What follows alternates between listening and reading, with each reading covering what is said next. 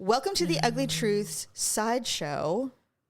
Sideshow of our reality show stuff. So we have not talked about Alone in a couple of weeks. Right. But it's the top 4 currently. Nobody tapped this week, so there's nothing really to worry about there. Last week, it was Jake. Yes. And I can't remember why. Why did he tap? Well, here's the thing. They did a medical check. He had a stomach ache. He was constipated. Oh, that guy, yeah. So they came for med check, and he had been in pain for a couple of days. And so when they came, he's like telling them very vividly how he hasn't pooped in like 6 or 7 days or something. And he was starting to get concerned, and he was getting anxious. Oh no, it wasn't Jake. It was Isaiah. Yeah, I was like, what? But yeah, Jake already tapped. Their weeks are starting to run together. They are. Well, and they're not tapping like a lot. It's like weeks in between. It is. So Isaiah, the park ranger, he tapped because he had an anxiety attack. I was surprised he tipped. I'm not surprised. I was a little, just thinking about when they all first started, like who I thought would be in for the long run. Oh, you thought he was I thought he might make it towards the, to the snow at least. Yeah. Yeah, but he built himself a cabin. He did. That he didn't complete, shockingly, because he decided to forego food. Timber's cabin, or whatever you want to call it. Timber is going to goat status very quickly. Right? Jordan, Roland, Timber may ending up there with them. It's only 35 days yet. Right. Roland and Jordan were there for 90. So we'll see how he does. God, that's forever. We'll see how he does. Yeah. But his house, his home. With the antlers. Moosehead or whatever he's calling it. Moose Manor. It's fantastic. It's awesome. Now he is having a problem with the fact that he can't have a fire. He's smoking himself out. So he's got to figure it out. That happens. We'll see if he can do it next week. I think the man can do it. He'll do it. His cool meat cache. He used the moose hide, and he put all the meat in it. Right. And all the minks and the little Marriotts or whatever they're called, they're like, what the fuck is this? They're furious. They can't get in. He's also the one that pissed on the stick and stuck it like outside. I was like, do you guys pee on sticks when you go camping? To Daryl, I asked him, I'm like, do you guys pee on stuff? When he's like, not on purpose. And somebody said, that doesn't work. I'm like, no, I don't know if it works or not. I mean, it was a pretty good, it was pretty logical of him. Like, well, if it works. I mean, I don't want a fucking grizzly bear coming into my camp. Or wolves. The wolves, I don't know if they'll attack people, but a bear will. I mean, you know what? The whole thing. I watched the show and I'm like, every single person out there is so highly skilled. They are. That I just watch in complete admiration. No one's going to go home for like being hungry or... Not really. Like the woman, I think her name is Lynn. Is she the one that... she's from Alaska. Yeah. Now, I don't know if you remember on this last episode. Her and her husband own a fish lodge. They have a lodge. Her husband got ill. Right. And now she had to carry the whole production on herself. Right. Which I'm sure the man hates. But she said something really interesting, that when she met her husband, she was a card-carrying PETA and vegan. Wasn't that interesting? Now she's like, and now I'm just the polar opposite. And I'm like, I mean, you go on then. That's awesome. Yeah. But I was watching it, and it just was like, I don't know if you saw William kill the beaver. No. Okay, so William, who I really like as well, he's the one that keeps feeding the nature with all this stupid food caches. It's like, stop, just eat the freaking food, dude. Right. Stop trying to save it. Like, I get it, but it's like, you are literally feeding life. All the people, they're surrounding you like Snow White because they know you're going to be giving them food eventually. They're turning into pets. They're eating all the fish. They're eating everything.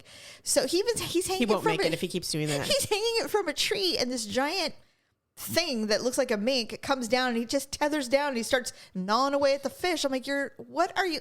You will never outsmart wildlife. Never. No. Just freaking eat because it. they're survivalists. They know. They're like, we gotta eat. God, I'm like, pretty soon it's gonna be winter and no food is gonna be around. He has to stop. Yeah, he's not gonna make. And I thought that, I'm like, dude, he's already probably not gonna make it. I don't know, man. I don't think so. No. But anyway, when Isaiah did tap, he was having massive anxiety issues, but he also, I think his brother had some health issues, and that's why he died. No, he died in a car accident, but there are some health issues going on. He's like, it's not worth it. I have a child.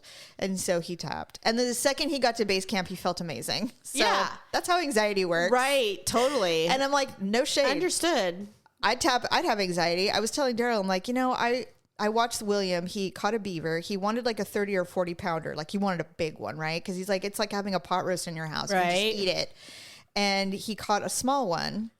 a smaller one, and he's like, oh man, it's a small one. And then he had the camera on, and you see him whack it with a stick. Oh, God. And I went, ah! So brutal. And the thing just went, what the fuck? Like, he was like, why did you do that to me? You know? Aww. And he did kill it. And I'm like, well, he stunned it, and then he probably killed it. But I'm like, you know what? Nature is, it's metal. I swear to God, the other day I was at a meeting, and they have those sticky traps for bugs. Not for mice, but for bugs. I think they're illegal here. What? For bugs or for no, for rodents? Yeah, yes. Yeah. Oh, they should be. I can't. With they're that. homey. They're so bad. So anyway, and I'm walking by. I'm with somebody, and we're walking together. And she looks over, and she's like, "Oh shit!" She goes, "I think there's a mouse stuck in my bug trap." I'm like, "What?" And she's like, and I look, and I'm like, "Are those sticky traps?" She's like, "Yeah." She's like, and they normally only catch like roaches and like spiders and shit like that.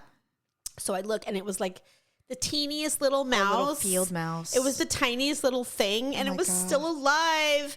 And I was like, "Oh my God!" I was like, "Jen, oh my God!" I was like, "Somebody do something, right?" And then she's like, "Look, those things poop all over my desk." She goes, "It can sit there for a few minutes until you walk out." Oh, I go, "What are you gonna do?" I go, "Brutal." I go, "What are you gonna do?" She's like, "I'm gonna flush it down the toilet. That's what I always do." And I'm like, mice down the toilet? That's what she does. And she had zero qualms about it. You know what? And I was like, "Where is the man now? Somebody needs to kill this quickly."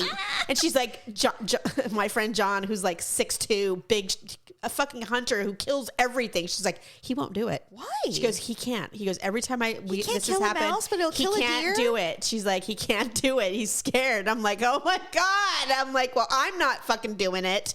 I go, "But you know what? I can't stay here for another moment because I can't see suffering. it suffering. It's suffering." And she's like, "Stephanie, it's the circle of life." Like, no, it's not.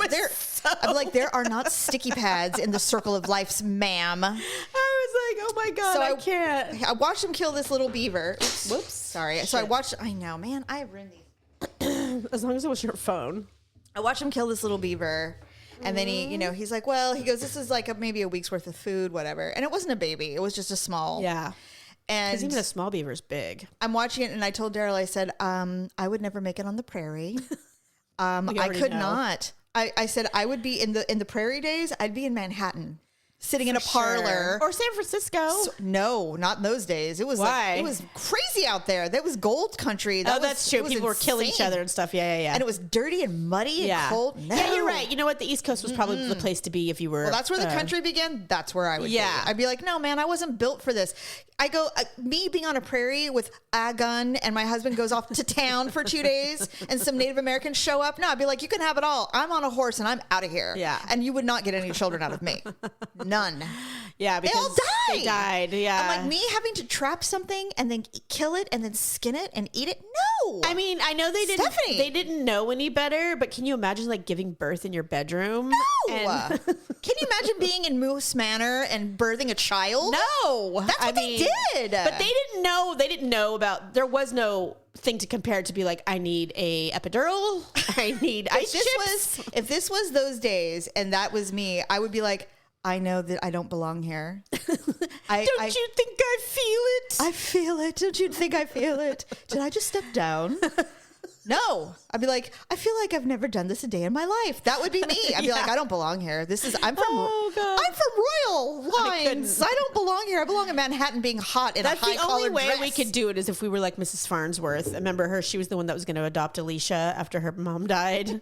And she was like, I am well-to-do. She will go to the best schools abroad. Perfect. That would be me. Yeah. No, I could do that. But they still didn't have air conditioner. I do admire these men and women who do this show because it's so far outside of my ability to understand how to do it. I think I'm like, oh, that'd be really fun to do. No, it wouldn't. No. It wouldn't. They're cold and they're filthy. Filthy. Like when I see them take off their shoes and socks, I'm like, okay, first of all, I don't want to see it. But the steam that comes off of their bodies because it's so cold. God, no, gross. You realize how quickly it's very cold. I would be a miserable bitch. Oh, I couldn't. I'd be like, I've had enough. I'm tapping. Like, this is it. Well, they didn't live very long. No, they didn't. No, they didn't. You're right. You'd be lucky to make it to like 40. It's so funny, too. They're like, this is the way we should all live. We should all appreciate the land and appreciate, procuring our own meats. And I'm like, yeah, they died at 30. Yeah, they did. They were grandparents at 25. Like, no. In fact, when I see that our relatives made it to like 82. It's shocking. I'm like, wow, we come from a good start. stock. Well, I'm really happy about that personally. Me too. Yeah. Yeah. But you're not going to see me out there traipsing around. Oh, fuck no. I mean, which is why I like the show. we love it. I know. That's why it's funny that we criticize these people. I'm not criticizing. I mean, some of them were like, well, you made a shelter and it was way too big and you're not hunting. It's like, what the hell do we know? I think it's because we have watched 11 seasons. That's true. And we have seen the mistakes. Over and over. And they all say the same thing later. They go, I rewatched and I see exactly what I did wrong. Because in your brain, you don't think. No. Well, and they're like, you don't think that that starving is going to affect your ability to do what you know to do. But it does. Your brain just does not think the same. That's true. Like I made a post about Jake on the Alone Reddit. Oh, the big crybaby that was constantly hurting himself and how he's like, oh, my tailbone. Oh, and I burned my hand and all that crap. Yes, that guy. So somebody said, oh, he was so great. And I'm like, oh, that's funny. I have such a strange, different take on Jake. And I go, his skill set is not to be. Yeah. That has nothing to do with his abilities. He's incredibly skilled. Yeah, they all were. But I really struggled with his inability to hold on to things and his just constant injuries that we all knew about. I go, in my day-to-day life, I don't think I could handle that. Jake responded, Jamie. And he's like, well, Jamie, that's a very interesting take. And I'm like, because I'm fucking right, dude. Because you're annoying in your real life. Did you say that? No, I would never. I don't know this man. Right. But I can only see what they show us. But this is my observation. But I mean, as a woman with my experience with incapable men, I know exactly what kind of guy you are. Yeah. For the most part. You ain't doing the laundry, honey. Right. That's what I know. And you may be great out in the wilderness, but you were great out in the wilderness because someone packed your lunch. Right. For sure. No offense. You know how to start a fire without a ferro rod. And I give you that prop because I couldn't do it for sure. Yeah. But you also had somebody skinning your kills. You know what I'm saying? No, I'm just being a bitch. No. Anyway, so 4 more. Snow has arrived. We'll see who makes it. I'm very curious. Shit gets real when it gets cold. I wonder if how long, like the previews for next week. Lynn, I hope that's her name. The only woman remaining. We know who she is. Yeah. Her pre-roll was that her kidneys are killing her. And she's really struggling. Like it's very painful. I wonder why. She's probably dehydrated and she hasn't eaten anything because she's like she's like, oh, I'm just so glad I foraged a stash. She's had like hardly any protein. She's really struggling with fish. She got 2 spruce grouses this last episode. She did, and she finished them off. Yes. So we'll see. And then Deb, who I personally really like. Yeah. He reminds me of the Bill Murray character in Caddyshack. I love him, and he's great. But he's starting to tears in his eyes, I guess. Here at Augusta, Cinderella boy. He's starting to come out of his shell a bit, and he's really talking about his personal life quite a bit. How he's like, he's like, he goes, I was really bullied. I'm autistic. I was really bullied. I had no friends, and so I just decided that I would just be alone. And so that's when I started being an outdoorsman. Blah blah blah. Yeah. And now he's like, none of this even means anything if you're alone. Like, what's the point of this? Yeah. Like, enjoying all of this with nobody. He goes, I want to go back and I want to meet a wife. I want to I want a family. And I'm like, well, even if you don't win, you've won. You figured it out. Yeah. And not only that, it's amazing. Now that he's been on the show and he's saying these things, there are going to be women coming out of the woodwork. So many. In fact, I was watching him going, he has no idea what's going to happen. Yeah. Like because the show's over already. Right. So for them. Yeah. He's already getting DMs. I mean, after this episode, they'll be like, Dub, dear Dub, I love to fish. And I would love to meet you. So true, though. I love Michigan winters. I mean, shit, if mass murderers can get pen pals, this guy can't get a wife. Come on. He's not ugly. No. He's cute and he's capable. And what human doesn't want a capable partner? I mean, it's amazing. A capable, humble partner who's never had anybody on his side before. And he's super funny. You know, he said he loves his sister and his mom and dad. But, I mean, generally, that's not enough, you know. Well, it shouldn't be, but for most people, they want a partner. So anyway, I'm like, oh, he has no idea. If he doesn't have a girlfriend already, I will be very surprised. I bet he does. I got to look up his Instagram now. Yes, me too. I haven't looked him up, actually. I haven't looked up anybody, really, because I'm like, I don't even want a hint of who wins. I am a little concerned that they're giving a ton of footage to Timber, and I'm a little concerned about that. But they fooled us before. You're right. Production loves to do shit like that to you. I know. It's like the person you're so sure is going to win. I know. And then you're like, what if I hope he doesn't tap out for like, I miss my wife. Well, what if he falls and like breaks a leg or something? You're right. You know what I mean? That's usually what gets them injury at the end, especially now that the snow is here. Well, he's so good out there. Slippery and icy. And you're right. Well, Dub fell in the water when he was trying to just make a beaver trap, and he was like an hour away from his camp, and he's just like, hypothermia. He's like, I gotta go. And he's like, then he got lost.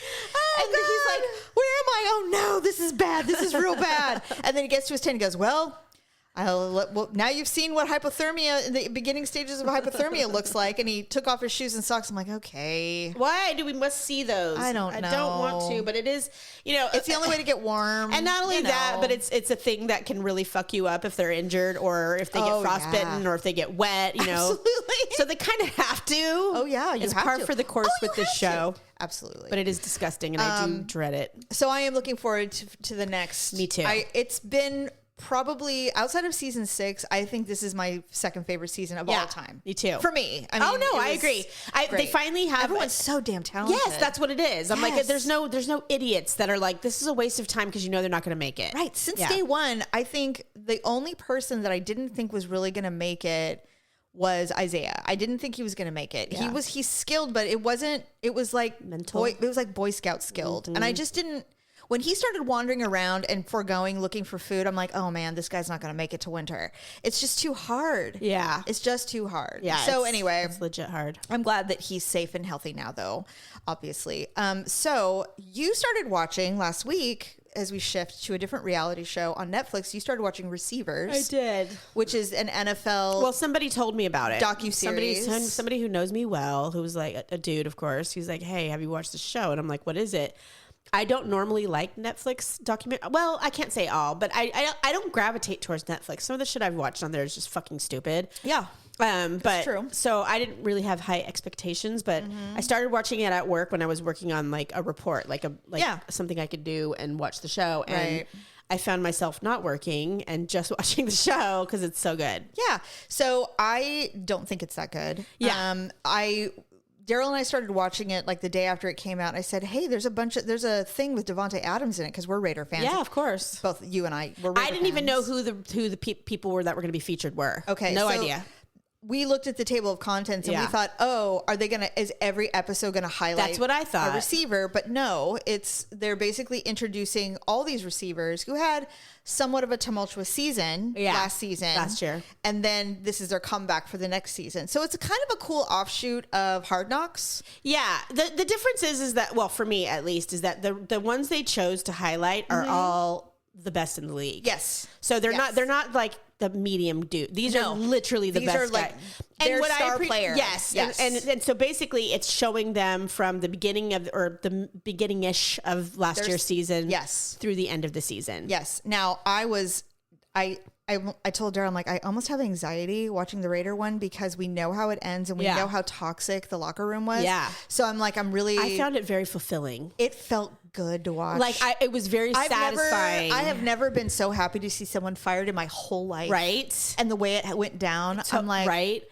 Yeah, and so everything we all thought is what was happening. It happened, right? Nobody was wrong. They were not lying. Wrong. They weren't hiding anything. This guy was a horrible person. He was just a terrible coach. He was a bad coach. And you know what? He can't even get a job at McDonald's. He is.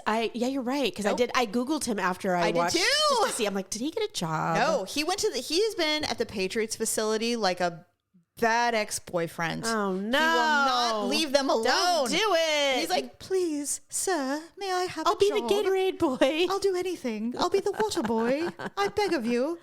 They're like, well, you know what? That's what happens when you take a chance and you go, off on your own to be head coach. Though who wouldn't? He's a millionaire. He doesn't have to do anything. I agree. I'm just saying. I don't feel sorry for him. When you love football, the not being a part of it is the worst part. It's not the money. Agreed. So. You know what? Then coach kids. A lot of people retire and coach kids. Yeah, I mean, I wonder what Gruden does these days because I never knew anybody who loves the sport more than him. From what I have read is that he is a consultant for the Raiders? For everybody. Like, he's just a consultant. He's like an independent consultant. He's an NFL consultant because he knows the game, he knows the brand, he knows the league really, really well. Yeah. And even though his coaching might be a little antiquated now, maybe he still understands the game very, very well. So I think he's very happy with what he's doing. From what I've read, he's very happy doing what he's doing. I know he would love to coach again, of course. But everybody loves Chucky. So anyway, but I did appreciate the frustration that it did help me to better understand what it's like to be somebody who's so incredibly talented, like better than everybody else in the league, like next level. But you can't win a game by yourself. No, you cannot. And so it was frustrating for Davante Adams, and I was like, he's so miserable. He's like, we have this idiot who keeps throwing interceptions, and I'm here. He was open so many times. And it was hard to watch. I was getting mad. It was, but I'm like, we've seen it all before. We had to watch it again. It's like, I'm having PTSD. But anyway, with that, it was also all the players were interesting to watch. The injuries that they play through, right? The guy that got hit in the back, Justin Jefferson, that was scary. Well, and what's crazy is like Davante's like, they hit him so hard. That I don't know. Was it Davante or was it another player where the muscle literally pulled off the bone? Was it Jefferson? Yes. He got injured twice. Yeah. And he's like, oh, well, all right. Well, I'll address it later. Or was it St. Clair? I he can't remember literally played with his muscle not attached to his bone. They gave him pain medicine. One more hit and it will be completely detached. He's like, well, we'll risk it. Like, they freaking played through injuries that would put me in a wheelchair. Totally. It was fascinating. Davante, they're like, well, we can give you some Lanacaine like in his shoulder. They're like, well, we can just give you whatever because it was like dislocated or something like that happened. And they're like, well, we can put it all in place and then we can give you something, but it is injured. You're going to have to address it. He's like, I'll address it later. They really need me out there. He was like, I feel great. And he was like, I feel nothing. Because, they're like, well, you'll feel something in a week. In a few hours when you're done playing. And they just x-rayed them right there. They do. And that was the other thing that I thought was fun about the show was the level that the sport is, the money that's invested and involved and the stuff they have at their disposal was just like, I mean, I knew it already. Yeah, but to see it like that, it was just like, wow, like they are so elite. It's just, which is why, they should take all those, rules and everything they have super serious. Cause like you're literally the premier platinum, like you are the top best of the best. Best of the best. So I found don't go beat the shit out of your wives and girlfriends and get DUIs and kill people. Right? Like, what the fuck? Like, why? Well, because money doesn't change inherently who you are. Yeah, I agree. But with that being said, I found outside of the Davante and the Vikings player, I think it's Jefferson. Jefferson. He calls himself Jets when he puts his bling on. When he does his dance and stuff. I thought he was I thought he was good. Yeah, he's funny. Those two were really great to watch, but overall I thought it was a very dry documentary. Yeah, I really did. I really struggled with it. Once the Raider part, I was when the bulk of that was over. George Kittle's funny. I like him. I do like George Kittle. He is so my type, Jamie. Oh yeah, he's adorable. He's exactly the kind of boy that I pick every fucking time, except for he's great. Yeah, he's white. He's got long blonde hair. It's kind of stringy. He's white. He's awkward. I mean, he's literally like the dude I would date. Mm-hmm. Yeah. So, and I loved the wives. They were all very pretty and lovely. They're very, and they're all these men. They're so smart to stay with someone that knew them before, for sure. Which is what they do. Almost all of them met them in college. Yes. Anyway, all right. Well, we'll be back in a couple weeks probably to talk about the Alone. Probably, maybe the finale. We don't know. Well, it's been a month away, but we'll see. It won't be that long. We'll see what happens. Anyway, so that's the Sideshow, and we will talk to you next time. Bye.